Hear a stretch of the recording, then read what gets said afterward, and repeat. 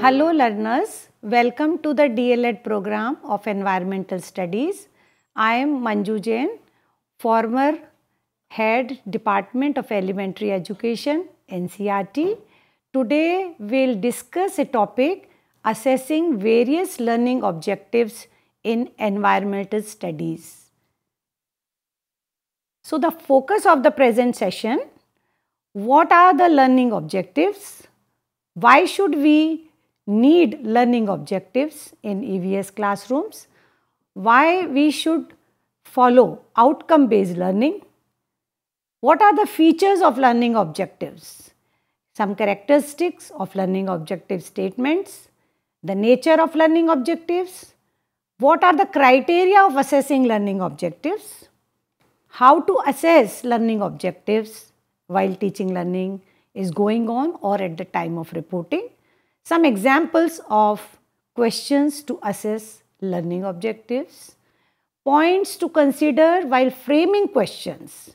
What are the key points which a teacher must follow? Suggestions for writing multiple choice questions, because in the primary classes, multiple choice questions are very age appropriate, and point to consider while assessing learning objectives, and in the last, the role of the teacher. So what are the learning objectives and learning outcome? A teacher must have an understanding. If child is able to know and able to demonstrate what they have learned, we can say it's depicting the learning outcome. It describes significant and essential level of learning that children have achieved and may reliably be demonstrated by a child. It's depicted, it's clearly evident what he is doing, what he is not doing. And we can say it is an expected level of learning for each level that is the basis for learning. Why should we need learning objectives? We can say the learning objective is the key for a teacher. While how a teacher is rolling out these objectives in the classroom is the mirror which clearly shows what is going on right and what are the gaps. So it help a teacher facilitate in planning process, facilitate in selecting and designing age appropriate material for effectively, designing of material in terms of learning resources, in terms of learning material, in terms of devising strategies, help in selecting age appropriate teaching learning strategies. Strategies means how to use learning resource and material in the classroom. So it helps a teacher because it is a criteria, and help in selection of appropriate assessment practices in primary classrooms. So we can say the learning objective should be SMART. What we mean by the SMART? SMART means the learning objective should be very specific. Specific means it's very clear, unambiguous in nature. Measurable. Measurable means the ability which we can assess easily. It's attainable. Measurable and attainable are synonyms and they can easily be assessed. Realistic. Realistic means it should have the ability which you can achieve in a specific period of time, and certainly realistic in terms of the age appropriateness and time bound in terms of administrative purpose. So learning objective should always reflect essential knowledge, skill, values and attitude, which includes the disposition also. It also state one action verb in a one objective, so that the unambiguous nature should be maintained, and it should be written in such a manner that behavior can be verified and assessed easily. So the issue arises, how we should know that why then we should have a outcome based learning in primary classrooms. So outcome based learning is learner centered approach which is result oriented with a belief that all children can learn. Outcome based learning believe all children can learn.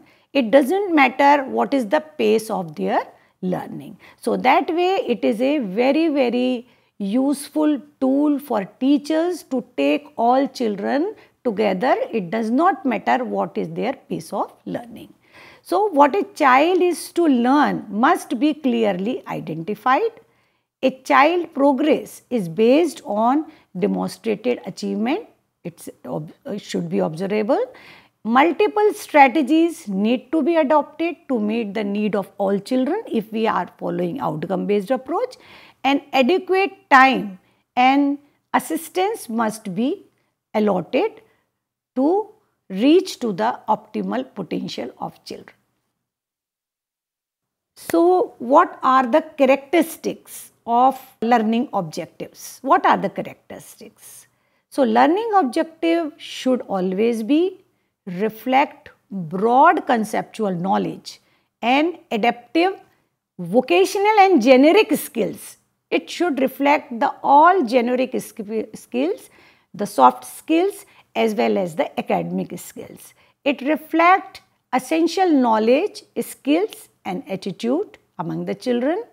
Focus on results of the learning experiences, for example, to explore, to respond, invent and making meaning whatever they have learned. It reflects some kind of information which they have translated into the knowledge that should be reflected.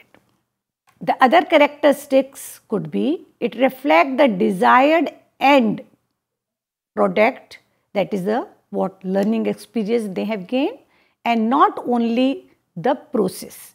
It shows the process as well as the outcome. Both things are involved in the learning objectives. It represents the minimum performance that must be achieved to successfully completion of a course. Maybe it is generally be assessment of learning which teacher wanted to know what they have learned. So it's a kind of criteria of assessment. If you see the nature of the learning objective, basically learning objective is, it's a statement which has two parts. One part is the action part and another part is the statement part. Say for example, if I say the child will be able to discriminate between the root and stem, or child will be able to discriminate between living and non-living. So here you can say the discrimination is a action part and able to discriminate living and non-living, whatever the text is there, it is a content part. So every objective, if we are framing, it must have two parts. The action part for which we can assess the behavior through question, and what content included in the question is the content part. So that way learning objective statement has the action part and the content which we will assess. So how to assess is the action part, what to assess is the content part. Now, what is the criteria which we should consider while assessing the learning objective? There are so many theories, Brunner model and other educationist has given, but broadly all have accepted the child behavior could be the cognitive behavior, affective behavior and psychomotor behavior. So the learning objective must be reflecting all the aspects of child behavior, that is the cognitive one, that is the affective behavior which related to the feeling, the psychomotor which is related to manipulative activities which children are doing, particularly in the primary classroom. Its affective and psychomotor are very important to develop soft skills along with some cognitive behavior among the children. So we must be very clear what should be the criteria of assessing the cognitive learning. So, cognitive learning, we know there is a one level, which is the topmost level, is the knowledge.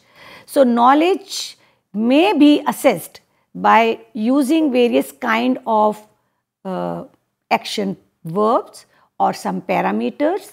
It could be through some recall activities, some recognition type of work, naming, defining, if we will give the opportunity in the questions, listing, telling, labeling, order, conduct, respond, reproduce. These are some kind of knowledge level activities through which we can judge the level of knowledge among the children.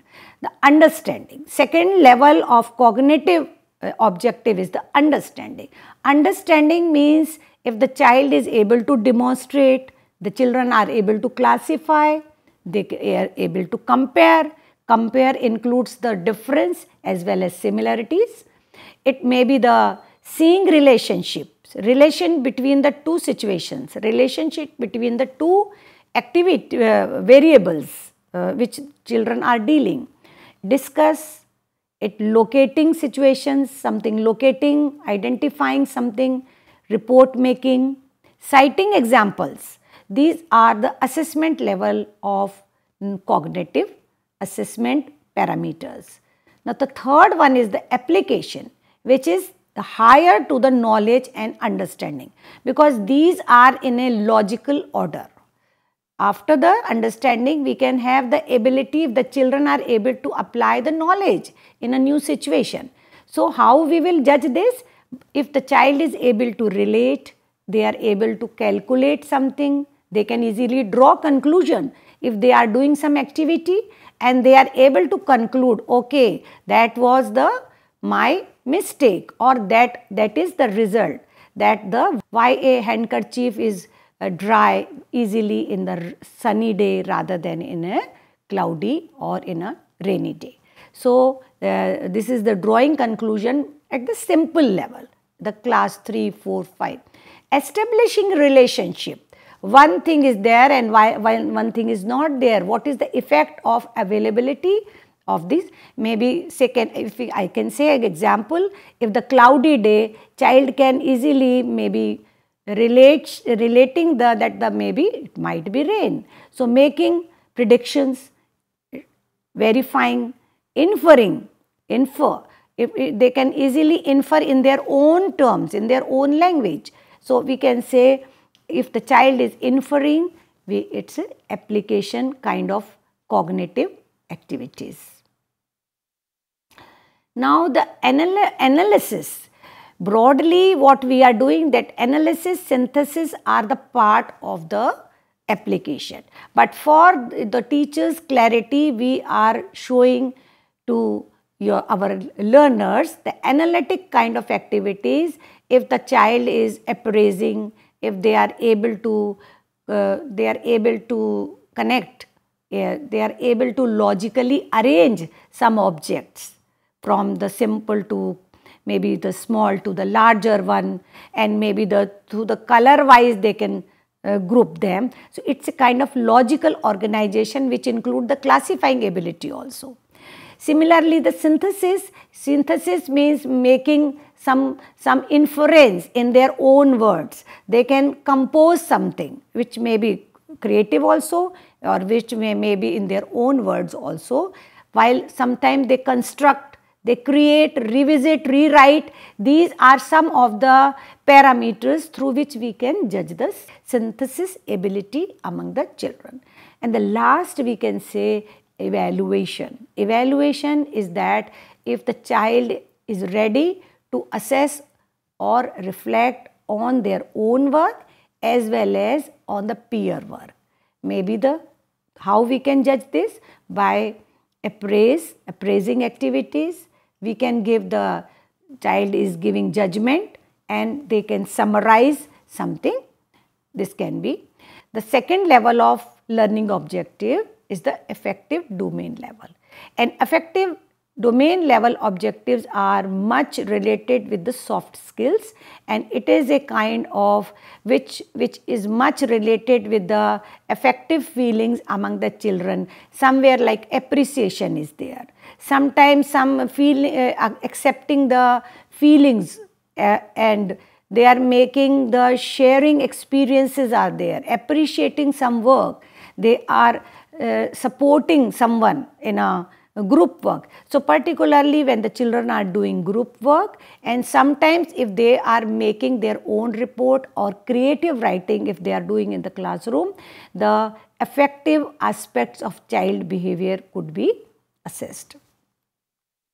Now the third part is the third level of learning objectives are the psychomotor, which involves the manipulative activities through like draw picture, they can handle and manipulate some activities by using experiments.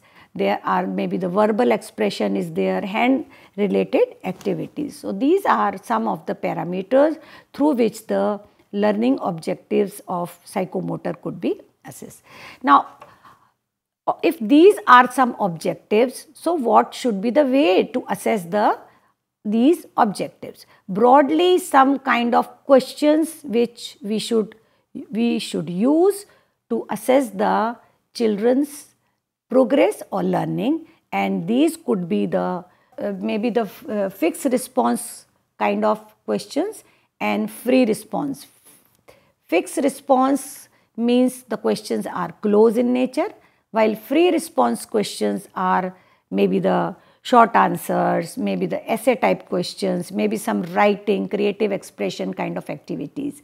And the multiple close kind of questions I will discuss here, maybe the multiple choice, maybe fill in the blanks, maybe one word questions, sequencing, some kind of activities which are maybe of various kind which are objective and close in nature in response.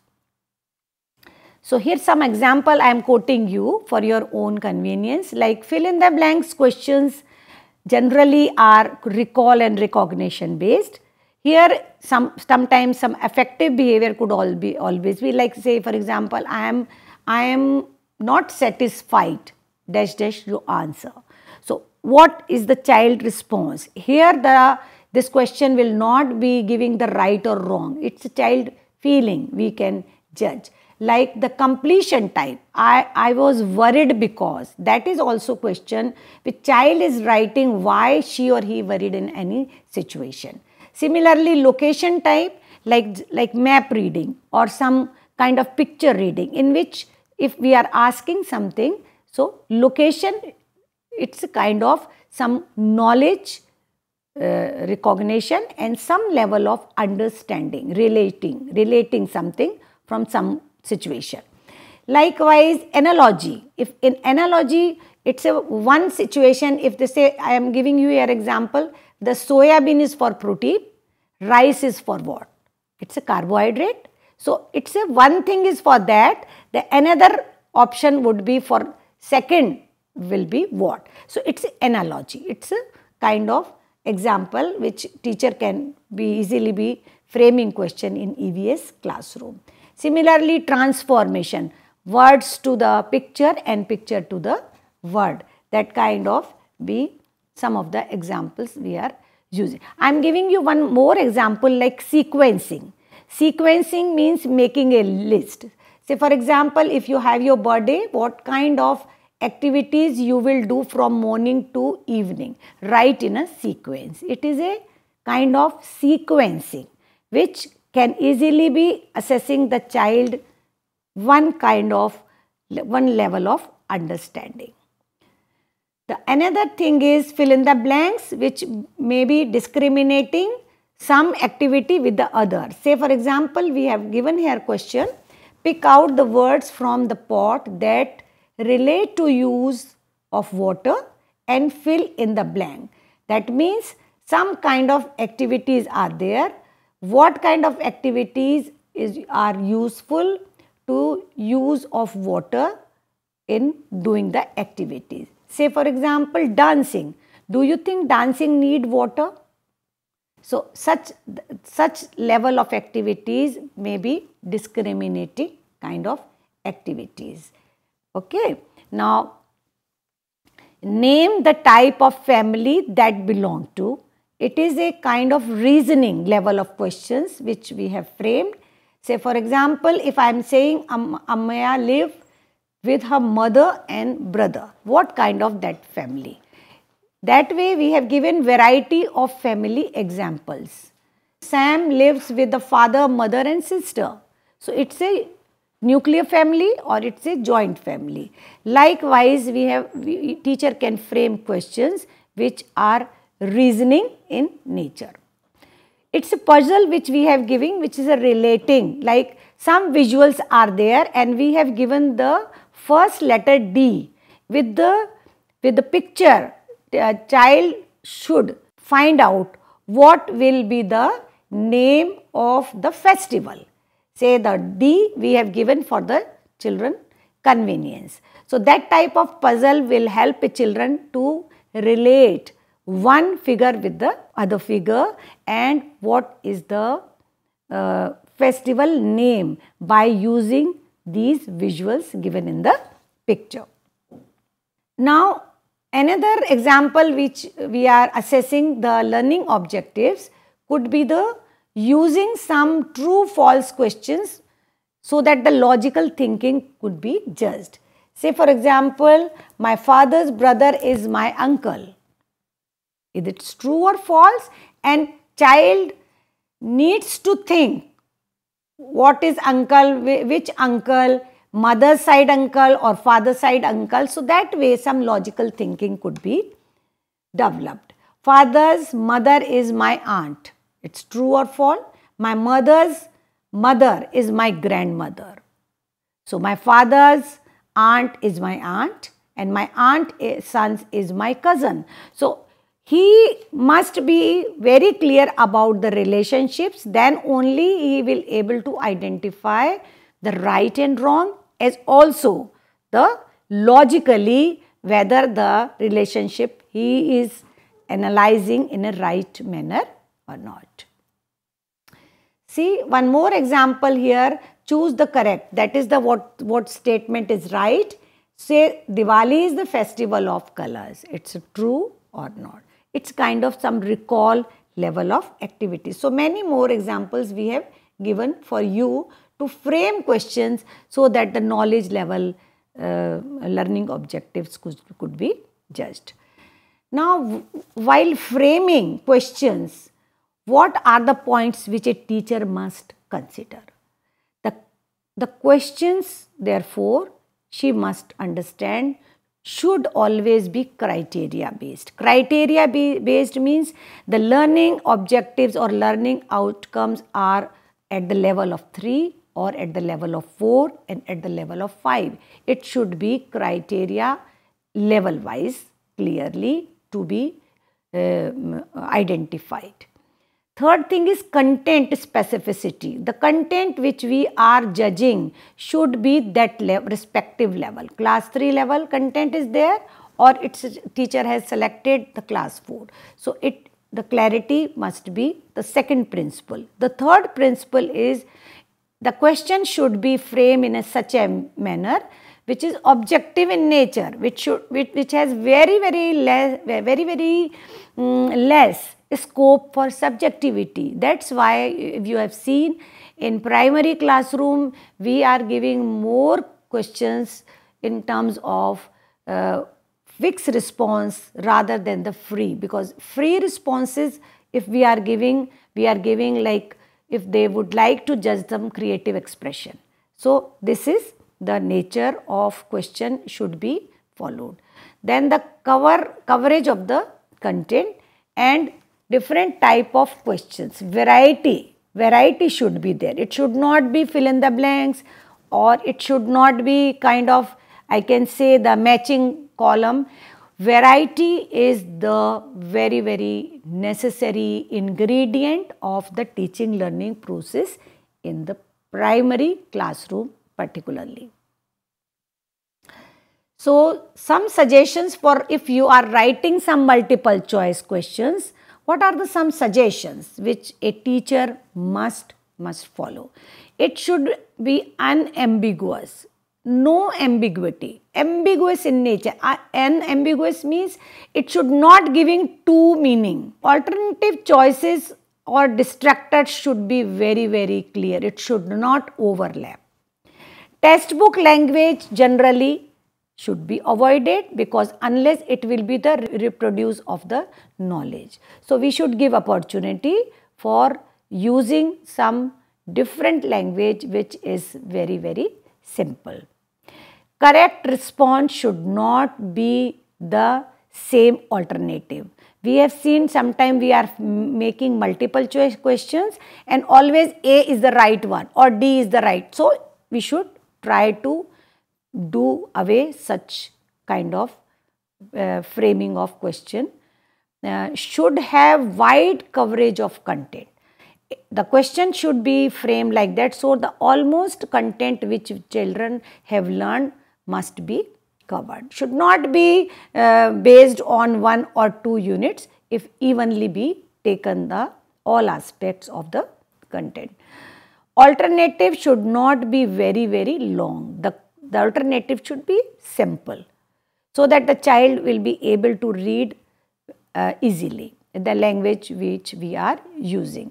And the last is question should be in hierarchy. Hierarchy means first initial question should be simple, followed by some understanding and the gradually in the application. So, the hierarchy means in a simple to complex in manner. So, point to consider while assessing learning objectives. These are some points which, if the teacher are assessing learning objectives, first point we can say EVS teacher must use variety of approaches so that the different kind of learning objectives could be assessed. Variety of approaches means variety of learning tools should be used by the teacher. Like observation is a tool, portfolio is a tool. So, variety of approaches of assessment should be used by the teacher. Second point, you can say the EVS teacher must use a variety of assessment techniques. Techniques under the tool, you can say technique, like if the assessment tests are the tool, then what should be the techniques? Technique could be the oral technique, it could be the written technique, it could be performance technique. So, it is a mixture, it is a multi-centric approach which takes into account of all aspects of child behavior, cognitive, affective, as well as the personal social qualities could also be judged like through the observation. Similarly, framing questions that assess various skills, because the EVS learning is process oriented. So, questions should be framed like that, so the skills could be judged rather than the content only. The EVS teacher must frame questions which assess children analytical abilities also. The question should also be framed which should develop the synthesis kind of abilities or application part of, and questions should also be there which give the opportunity to appraisal, some reflection, some comparison, some kind of judging activities should be there. So, what is the role of the teacher in this total process of learning? Teacher must be very clear about the learning objectives. What are learning objectives? How to select learning objectives? Conceptual understanding of different kind of questions. Framing question is very important. Clarity on the concepts which would be assessed. That is the concept which we are selecting. Clarity on variety of learning objectives. And clarity on assessment of the skills, that is the all skills, observation to the sharing and other concern for other, all skills should be taken into account. And the last we can say keep reviewing own work and do peer assessment.